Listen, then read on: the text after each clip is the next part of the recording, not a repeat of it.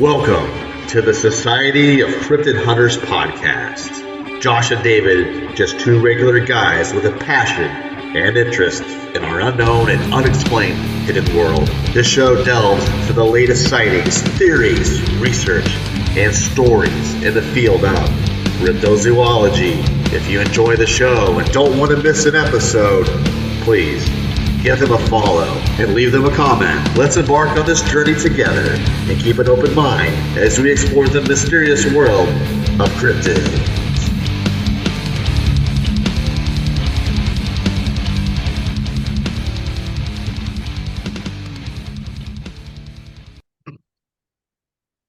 We are back ready? for another episode of the fantastic. I always say fantastic, but I'm thinking of like the Fantastical. Harry Potter stuff. Yeah, the Fantastic Beasts of Harry Potter. Actually, I don't think he's in those movies, but the fantastical creatures, if you will, because this is the Society of Cryptid Hunters, and it's Josh and David. Your resident cryptozoologist. Yes, but we've been on this series the last two episodes. So if you haven't heard those awesome episodes of the Leprechaun and the Goblin, we are looking into the folklore and history of these mythical creatures, if you will, and just kind of talking about that and how they integrate into our pop culture now. So it's been an interesting series. I really enjoyed doing it with you, David. I mean, I really enjoyed doing the show and talking about these topics with you, David. And yeah, we're I gonna just get like into to something. personally say that my wife, her favorite things is gnomes. Today we're talking about gnomes. And Gnomes. I'll tell you, Josh, I have tons of gnomes, as you can see that I wanted to show you today, that I have tons of gnomes around my house. Like I Yes. probably have 50, and I'm not even joking. Gnomes are awesome. Can I just, I mean, apparently a lot of people agree with us on this, that now it's kind of segued into the garden gnome slash decorative gnome for every holiday you can think of now. Oh, my wife has one for every holiday, literally every holiday. Yep. So, there's a little bit of history to the gnomes, if you will, and maybe I'll give you some gnome facts about them. Okay. So, so kind of the origin of the gnomes. It's actually part of Germanic folklore, and it's been a part of tales since medieval times, believe it or not. Would you happen to know which society, though, or I guess what time period, or I guess, yeah, society would be the ones that start the garden gnomes? Do you know? No. Yeah, they'd be the Romans, believe it or not. Things you wouldn't know. So if you do, Wow.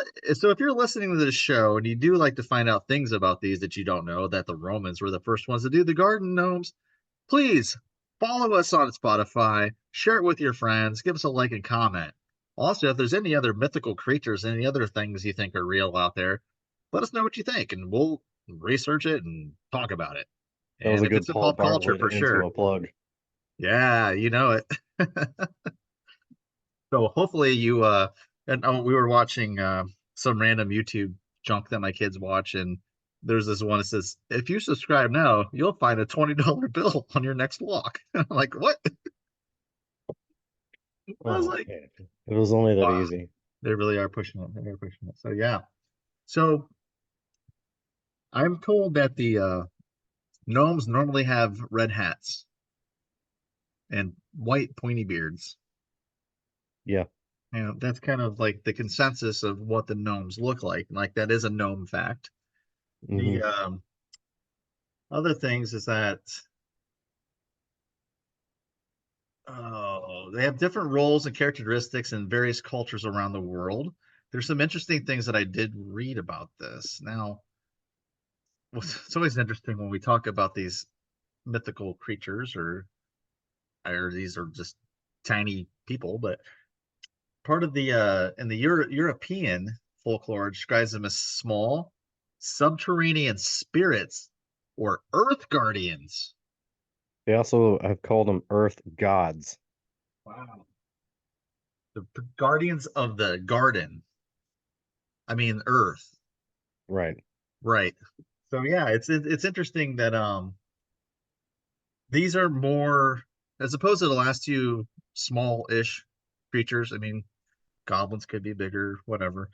But these ones aren't like mischievous, as we kind of mentioned before, the last couple. These are kind of like nice and want to do good things, and they're happy and other things. They're some believe that they're nocturnal and they do everything at night, and so you don't see them. And people that are more in tune with nature can actually see them, and those that aren't just won't. So that's an interesting thing I took away from that too. But but they represent, yes, they represent like the guardianship of Earth's treasures, such as precious stones and metals. And they also are good luck and protection, especially in gardens. Um, I got garden gnomes. They're not very big, but they're out here. I have them. We don't make fairy gardens, bro. We make gnome gardens. Mm, That's I what we, like that better. that's what me and the boys do. We make gnome gardens. Yeah, it's more And manly. you go to like a Hobby Lobby or a Michael's, just walk through the garden aisle, man. There's like a whole row of these things. Like obviously but Yeah, I used to have some outdoor gnomes, but the movers actually like broke all of them. I'm not even joking. oh man. Yeah, Well, after sad every face. holiday, about a month or two after every holiday, you can get the stuff at Hobby Lobby for like 90% off or something. That's crazy. That's got my Oh, that's good got to my know. St. Patrick's Day little dudes. Yeah. Got them for like $1 a piece, originally like 10. Oh, it's funny. And one's holding like a pot of gold. I'm like, what? You're like a Of course he leprechaun. is. You're like a leprechaun gnome. It's getting crazy. That's got to be lucky, right? Right.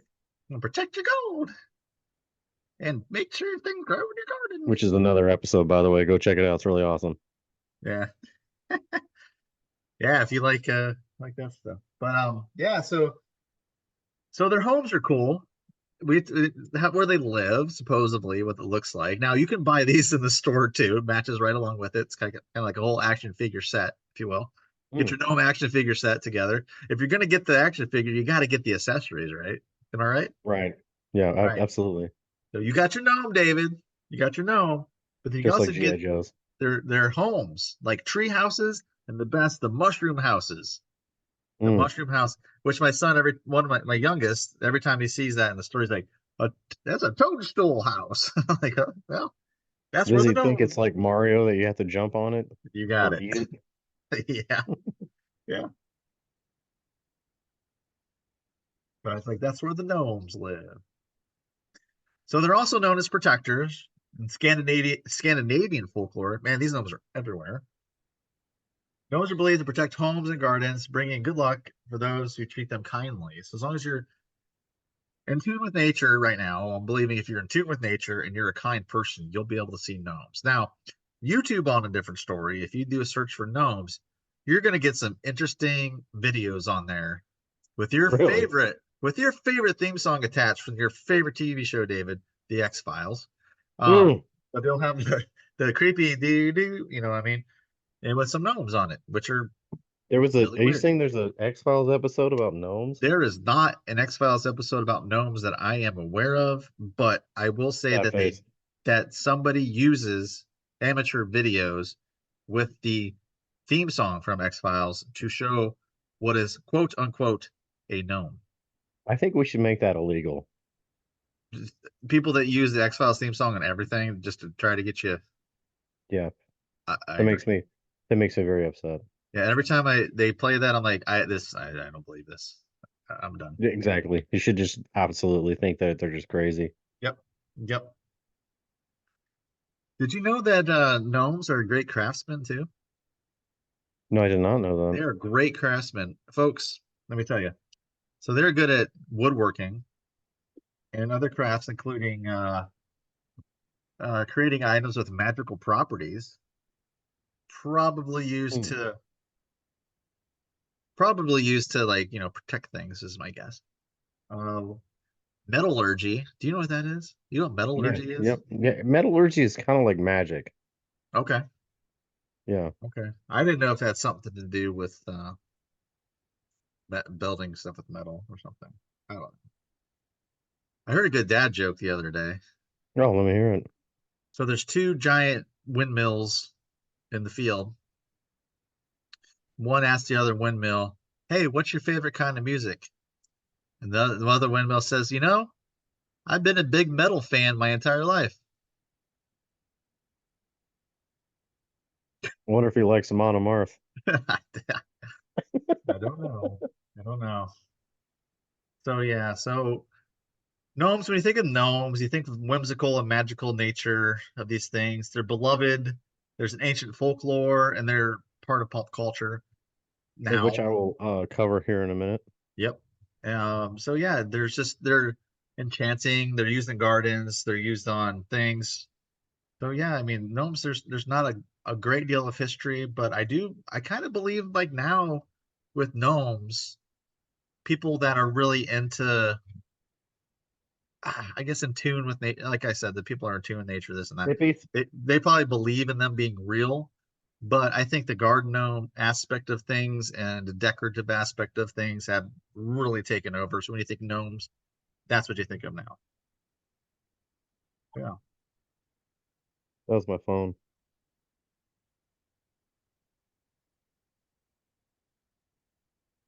So yeah. So let's handle pop culture real quick.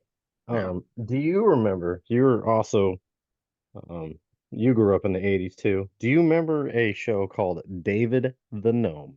I was actually hoping to pull a quick little joke on that since your name is, in fact, David. Is this true? Yeah. Yes, The World of David the Gnome, 1987. It was originally from Spain, came to the Did not States. know that.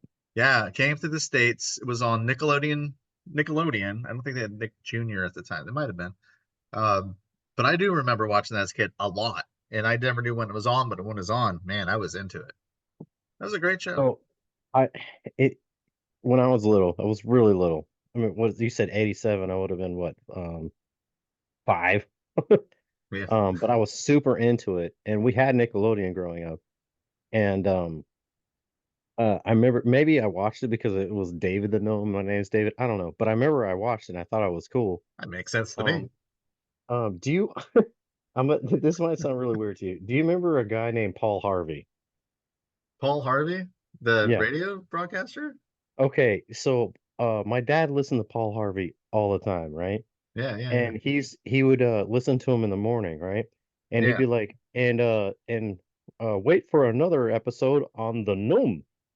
And he would say the noon, but What? I thought he said the gnome. So I thought I would always ask my dad like, "Hey, can we listen to Paul Harvey talk about the gnomes?" Like I keep hearing him talking about how he's gonna talk about the gnomes, and my dad's like, "What are you talking about?" That's so funny. You just look at me like I'm dumb. But I was going to give you a little treat. Oh, Did you know that the Grimm fairy tales, that there is a story of the gnome? ah, And I am going to give you the synopsis of the story. very good. So, there was a king, and this king was a king out of time. There was a king where the time wasn't a thing there. It was we don't know what time it was, and there wasn't no time there. And he had an apple tree, and he loved his apple tree. And then his wife died, and then when his wife died, he stopped giving apples to the people of his kingdom, because he got very bitter, which is not very happy. And when he started getting bigger, he said, "If anybody eats my apples, I will send them 100 fathoms down to the earth," which sounds pretty scary. And I don't know if you knew this, Josh, but the gnomes live in the hollow earth, allegedly, Oh, in my opinion. When you read the story, they live 100 fathoms down, which is a little more than I think a fathom is like a little more than a foot. Um, But actually, I think it's a yard. I'd have to look. You maybe should fact check me right there. I can't remember exactly what a fathom is. Well, we'll But just say fathoms, like everybody knows what a fathom is. right, so everybody knows what a fathom is. right. So they live in a hollow portion of the earth, and there's tons of gnomes down there in the Grimm Whoa, storytell. Um, nice. which I thought was hilarious that they said hollow earth, 'cause I always think that's so funny. That's where Godzilla and of course King Kong live. Oh yeah, that's where the whole race of Kongs are. I don't know if you've seen the new movie, but yeah. No, I have not. I haven't. When I was a kid, I watched them. I watched all of them, but I think I watched half of Kong's Skull Island, and I was, But anyway, back Oh to the yeah. story. So, um, this king said, if anybody eats my apples, I will banish them. So the king had three daughters, and the daughters are, walking around, and they see these tasty apples, and they're like, I'm gonna eat these. And the oldest said, "No, we can't eat these." My dad said, "No." The second one's like, "We need to honor our dad." The third one's like, "I'm gonna eat this," and starts eating it. And then they don't get sucked into the, hollow earth or whatever you want to call it. Um, so the other two start eating it, and then they get sucked in 100 fathoms down. And the king, the next day he's like, "Where are my daughters at?" And and finally on the third day he realized my daughters got sucked into this gnome hollow earth thing. So he goes to these three hunters that like to hunt at the edge of the forest, which apparently is like a really in the story, it's like a really scary area. Um, and he's like, go find these daughters of mine. So they're like, I bet these daughters are at this crazy end of this forest. Not in the they didn't think they were, in the earth. They thought they were in the scary forest. So they go to the scary forest and they find this castle. And they go in this castle, and there's nobody in the castle, which is super weird. But in the middle of the castle is a giant banquet table, and the banquet table is full of venison, mead, and beer. And they're like, "Oh man, this is awesome!" And there's like apple pie and pies and all this stuff. And they all look at each other like, "I really want to eat this and drink all this stuff." And they're like, "Well, we can't do it right now." So they wait like 3 hours, and they're like, "All right, it's time to eat." So then they just start drinking all the beer, all the mead, and eating all the pies and all the venison, and they're like, "This is awesome." So, of course, what happens when you eat a whole bunch of food? What happens on Turkey Day in You get America tired. when you eat just you get tired. So Yeah. they got tired, they went upstairs, and they fell asleep. And while they were falling asleep, the rooms in their minds, they started moving the rooms. So when they woke up, the rooms had shifted different, like, the whole castle had moved differently. Like certain things were in different places for whatever reason. It doesn't actually even say in the story why. Why it does it, I don't know. So that morning they all woke up, and the three brothers are like, "All right, we still got to go look for these sisters." And they're like, "What's what they called in that story?" They said a lot, which is like drawing straws, basically. Oh yeah, yeah. And of course, the at first if you're gonna catch something in the rest of the story that's always the oldest first, and then it gets to the youngest. So the oldest has to do the first watch, right?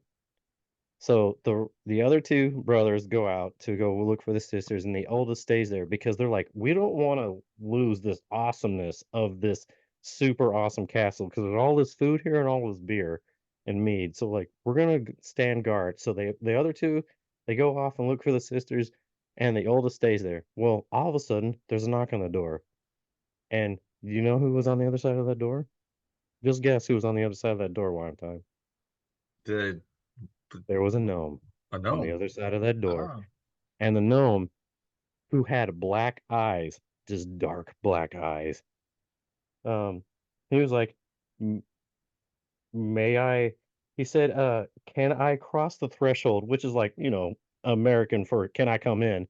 yeah. And so he invites him in, right? And, he was like, "May I have some bread with butter?" Which, we both like bread with butter. Bread with butter is delicious. And you know the old story where if you drop bread with butter on it, what happens? I have no idea. Never heard It that go one. it falls butter you never heard that? No. It falls butter side down. Oh, okay. So it falls butter side down, and, the gnome's like, "Hey, pick it up." And the oldest brother's like, "Oh, okay." While he leans over and picks it up, the gnome picks up a stick and beats him. and then runs out and's like, ah, ha, ha, ha, and just leaves. And that was it. And the oldest brother's like, oh, that sucked. And he didn't tell his brothers when they came back. They're like, he's like, I'm too embarrassed. This like 2 foot tall thing just beat me up. So the second day, the second brother, the second oldest brother, drew the shortest straw essentially, and the same thing happened to him. He dropped the bread with butter, and he tried to pick it up, and the gnome hit him in the head with a stick, and he's like ah ha ha, and runs away. And that brother was like, I'm not gonna tell anybody this. This is embarrassing. Well, on the third day, the youngest brother, which in the Grimm story tell, they call him Stupid Hans because they said he's not that smart. Um, so but Stupid Han invites this gnome in, and he did the whole thing. He's like, "Can I have some bread with butter?" And he drops the bread with butter, and it falls butter side down, and hits the ground. And the gnome's like, "Hey, will you pick it up?" And that brother's like, "No, I will not pick it up. You pick it up." Um, and so the gnome gets upset, and he grabs the gnome and beats him, and then the gnome says, "Oh, stop beating me. I'll tell you where the dollars are." He's like, "Oh, really?" And he's like, "I am the Earth God." So he was like, "What do you mean?" So the gnome all along knew where the daughters were, right? He was like, "Hey, come with me to the back of this castle that we're at." So they go to the back of this castle, right? And there's a well. So he goes, he's like, "All right, we're gonna go down this well because the king's daughters are down there." Well, guess what's down at the end of this well, Weimer? More I'm gonna tell you. gnomes. Well, no, there's not gnomes, but Oh, there is a three-headed dragon. what? And he says, "You're gonna gotta be careful because there's this three-headed dragon down there, and the sisters have to comb his hair." So the sisters are combing this dragon's hair. So they go down there in a bucket. So that like a normal um well, like the wells have buckets, and you lower it down. So Yeah, they yeah, lower yeah. themselves down in this bucket, and he says, you know, "Before we go down there, I want to tell you something." He's like, "Don't tell your brothers about this." He's like, "You brothers cannot be trusted." He was like, "That's weird." So he goes down there, and oh, actually, no, excuse me. He tells them all. Oh, let me back up. He doesn't go down the well. He tells them about all this. So um the gnome told him, "This is what happens if you go down there, but don't tell your brothers this." So spoiler alert, he tells his brothers, and his brothers are like, "Oh, that's weird." And his brothers are actually like, "We need to kill this dude because he knows that we got ashamed by this gnome now." Which is messed up because like the gnome was right because his brothers were basically evil, right? Mm-hmm. Um so the brothers all look at each other and they're like, "Who's going down there?" And again, it's always the oldest first. So the oldest goes down. Do you think he gets all the way down? What do you think, Weimer? Do you think he goes all the way down? No, he does not.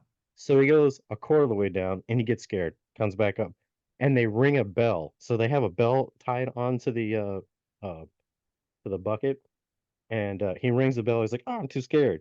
Which, by the way, in Bud's basic underwater dive school, which is what the SEALs go to, if you want to quit, you ring a bell. Totally unrelated, but it kind of makes sense. Yeah. Um, so the second brother, do you think he gets all the way down? Who's the I bet he gets second oldest? halfway down. You're absolutely right. He gets Yes. halfway there, and he thought it was too Gold narrow. The coin for first Chuck. brother actually thought there was like cobwebs, like I can't do these cobwebs, and goes back up. Second brother's like, "Oh, it's too tight down here," goes back up. What do you think happened when the youngest brother goes down? He went all the way down. He went all the way down. And when he gets there, you know what he sees? Gnomes. It's very dark. It's a vast cavern. Oh. But then he sees a dragon with Oh. 3 heads. And he sees the sisters, and the sisters are combing his hair, which is actually super weird, by the way. Yeah. I didn't know dragons had hair. Um, and the youngest daughter says, looks at him, and the youngest daughter is relieved And she says, "There's a time to comb and there's a time to cut." And the youngest son took that as like, I guess it's time to cut this dragon's head off. So he cuts the head off of the dragon. Huh. Isn't that amazing? So, So so he puts the daughters in the bucket and he rings the bell and they bring the daughters up. And the two brothers are like, "Oh, these sisters are beautiful." And then they lower the bucket back down. And then all of a sudden, stupid Hans thinks he remembers that the gnome told him, like, "Don't trust your brothers." He's like, "I don't trust my brothers." So you know what Hans does? He puts a rock in the basket and he rings the bell and the basket goes back up, right? yeah, And it doesn't even get halfway up, and the brothers cut the rope, and the basket falls.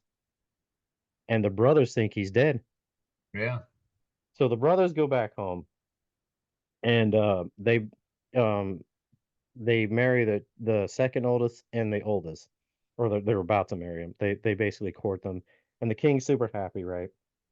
And but before they leave, the uh the two brothers tell the three sisters, "If you tell anybody that we did not bring our brother," because they both knew that the brother just saved them because the brother killed the dragon. They're like, "If you tell anybody, we're gonna kill you. We're gonna kill you, and we're gonna kill you really fast." And they're like, "We're not gonna tell anybody. We swear in secrecy. But we want to go back." And so they go back, and the king's like super happy. He's like, "Oh, my kids are here." Um, so the youngest is still down in this, hollow earth, alone, and so he lives on eating worms, and he's sucked on moths, which is super weird. Um, so after a while, it doesn't actually state in the story how long, but he touches a rock, and this rock has like a void behind it, and he feels a flute, like a musical flute, and um, I don't want to play music because I don't, I don't feel, I don't feel in touch with music right now because I'm sad. And then he's like, "Let's go. It's time's up. Um, It's time for death." And then he starts thinking, "You know what?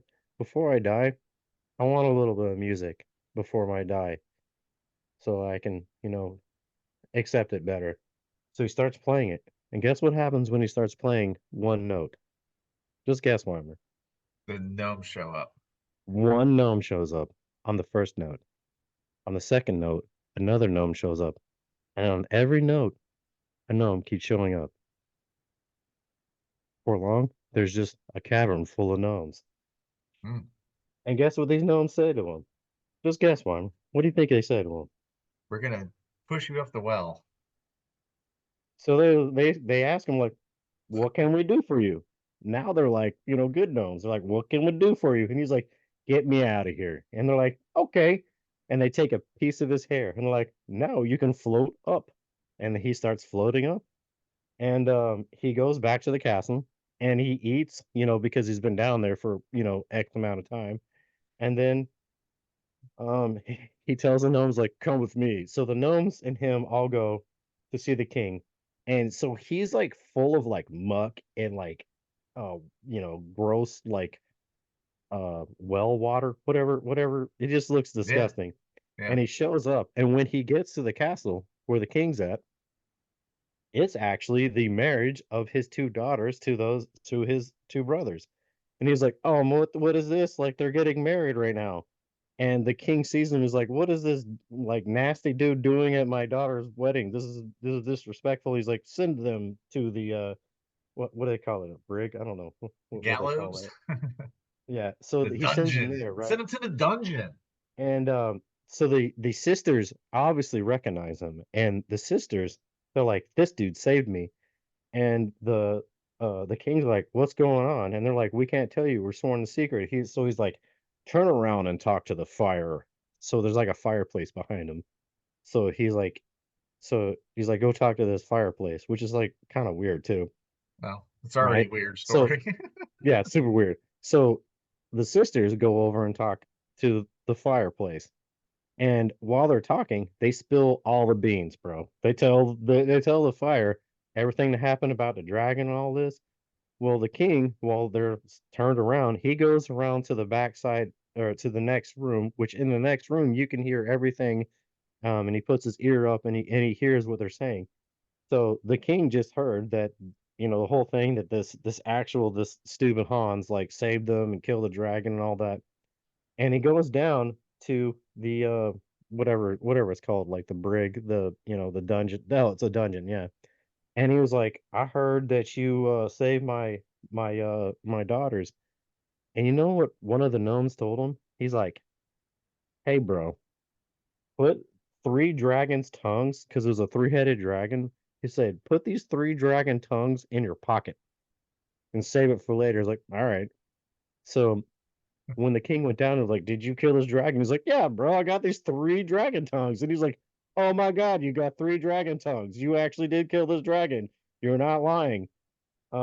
So they actually banished the other two um brothers, obviously, because they're liars and they're killers.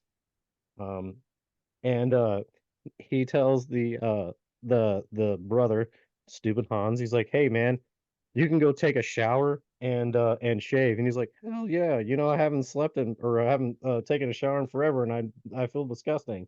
So um all along, the youngest daughter, of course, the youngest daughter is like, I have a fancy to you. And he's like, I actually think you're cute too. So he ends up marrying her. And the myth goes, because this myth takes out of place or takes time or takes place out of time, right? Because at the beginning it's like it doesn't tell you what time, and it takes place out of time. So to this day, they are still celebrating their marriage, the after party of their marriage to this day. They're still celebrating. And the king was so happy after getting his daughters back, and that this stupid Hans had saved them all. So he started giving the apples away, and the country was happier now that they had apples, and everybody lived happily ever after, except for those two murderous brothers. Wow. And there's gnomes in the story. And there's gnomes in the story. Beautiful. That's a grim fairy tale. That was a grim fairy tale. Oh, what was it called? I think it's called Gnome, actually, like the Really? gnome or something like that. Interesting. Super old too. So the and here's the thing, like the grim, they took old dramatic like folklore and basically wrote them down. So this story goes like way back, Yeah. actually. But I read that and I saw it and I was like, that is a really good story. What'd you think? That was good. I'm just trying to I want to find out what it's actually called. The gnome. Yeah, you're right. So there's a story I wanted to tell you. Um, so you've been to the city of Allen, Texas before, I'm Correct. assuming. Yeah, I don't live very far from it at all. Right. So I, obviously grew up in Plano, Texas. Well, I had a friend that lived in he literally lived on the border of Allen and Plano, right? And there was this giant field next to his house.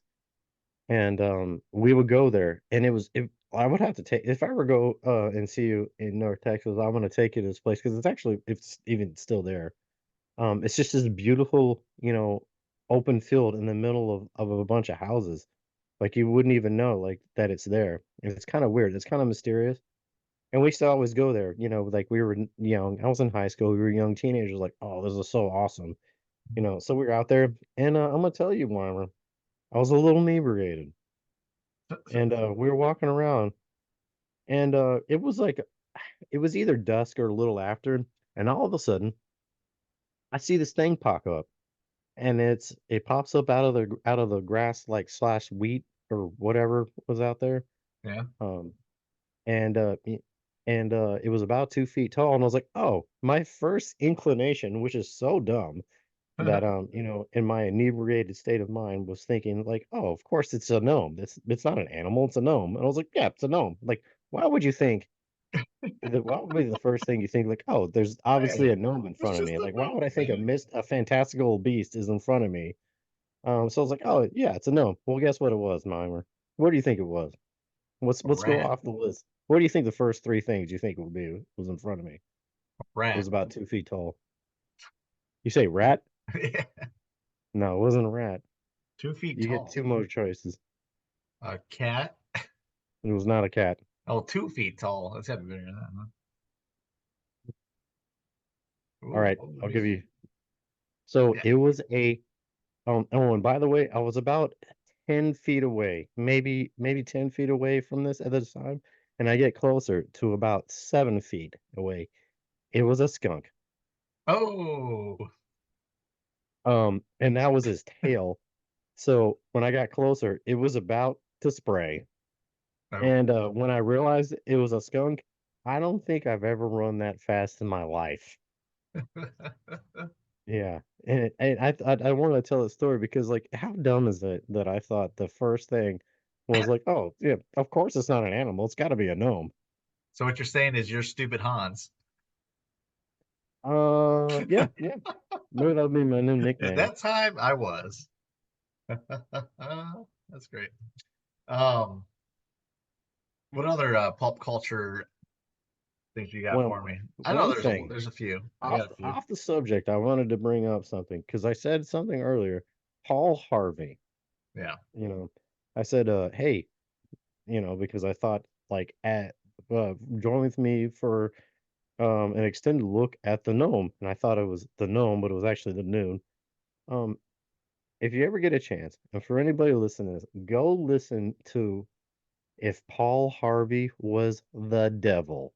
If you have you heard this, Weimer? No, I have not. After this podcast, I challenge you go Google Paul Harvey the Devil, and it will probably give you goosebumps. I believe it was written in sometime in the 70s, and it will scare you at what is our life now in reality. Very scary. Completely off the subject, but very interesting, and I would like to hear your input on it later. Um, Yeah. and so you brought up back to gnomes. You brought up Romeo and Juliet. Have I seen it? No, I have not. Have you seen Romeo and Juliet? Yes. And that's yes, I have. Wow, that just came out of left field. Okay, yeah, Mhm. so yes, gnomes are in movies, animated for sure. Romeo and Juliet is a classic, followed up by my favorite of the series, Sherlock Gnomes.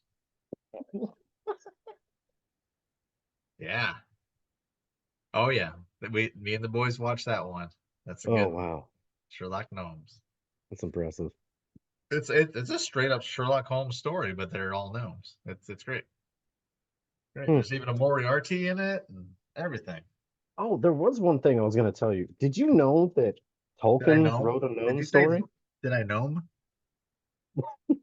What did you say? Did you gnome? Did you gnome about? So where did I have it? No, I didn't gnome about that. You didn't know about this, man? I sure Why didn't didn't you know. know about this? I don't know. I don't think you know about this. I don't. I don't know nothing. You don't know nothing? Where is it? Yeah. While I look for this, like, yeah, Yeah, go for it. apparently Tolkien wrote about gnome. Hmm. Where is it? Well, this is gonna make me upset. Um, oh yeah, here. So Tolkien wrote the Legendarium surrounding it's about surrounding elves using gnomes as the initial, but later dropped the name to Noldor. Okay, maybe that's why we don't know it. Technically mind of his elves race, conscious of exploration, similar to the word gnomic. Enomic. Yeah. It's enormous. Well, speaking of Anyway, some other pop culture type things. I don't know if you Mhm. have these on your end. We can't really sit down and share notes in a cafe, if you will, since you're in the Washington state, state of Home with the Washington, Bigfoot. and I am in the state of Texas. So Maybe it has a Wendigo and a we did. chupacabra. We don't know yet. We don't know yet. Maybe one day. But we did talk about the world of David the Gnome from 1987. There's another. There's another movie that was out not too long ago, but originally it was showed up in a book in 1995 from R.L. Stein. And it's Oh, from Goosebumps. Actually, there was a story on the Revenge of the Lawn Gnomes, and there was a TV adaptation. They had the gnomes as mischievous beings that come alive at night. So that's awesome. they actually did have this, if I remember right, in the Jack Black movie, the gnomes. I saw the gnomes like, oh, gnomes, and then they like get all evil, like, That's awesome. oh, gnomes. So yeah, so that's another one. If you're a gnome fan and don't know about this one, you should check that one out. So Goosebumps, amazing, amazing books, fantastic, loved them. And the series was actually pretty good. I mean, yeah, it's dated, it's early 90s, but still very good. Monkey's Paw is a very good one if you want to check that one out. Um, Another movie came out in 2001, and it'd be Amelie. I don't know if you remember the movie Amelie. No, I don't know what that is. No? Okay. So this had a little side subplot within the movie, and this included a garden gnome is photographed in different locations around the world. It's kind of like a joke throughout the movie. Yeah, yeah, yeah. I've heard about Yeah, this. yeah. So Amelie, let me but yeah, so Amelie, the movie, I don't know if I don't know if this kind of like loosely translated to the advertising promotion from Travelocity Right. with the Yeah, the roaming roaming gnome. gnome. Yes, yes. Yep. I forgot about that. Yeah, yeah, he was a gnome, wasn't he? Yes. It So had white beard. yeah, so they use that. But yeah, so Amelie was it came out in 2001. Was Was any nominated good? for Did you awards. see it? It was a French language, kind of like a romantic comedy. Mm-hmm. Audrey Tautou, she played the lead role. I do remember Tattoo. that, but this is like when I started really getting into movies. So I may have watched it over 20 years ago, Hmm. but I don't remember because who knows.